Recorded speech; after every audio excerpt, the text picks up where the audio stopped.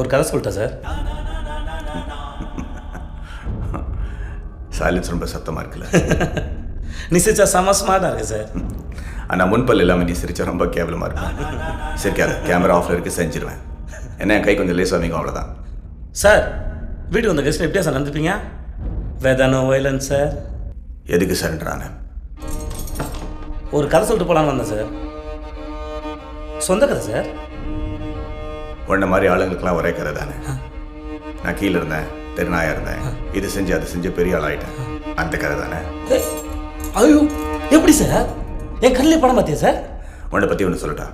இன்றைக்கே 10 கோடி ரூபா கொடுத்து இந்த தொழிலை விட்டுருனா காசு வேண்டான்னு போயிடுவேன். ஆனால் வீட்டுக்கு போய் இந்த காசு எங்கிட்ட எப்படி போடுங்களான்னு திட்டம் போடுவேன். அதுதான் நீ. அதே 10 கோடியை உன் கையில் கொடுத்து என்னை விட்டுடு சார்னு சொன்னா விட்டுடுயா சார் நீ?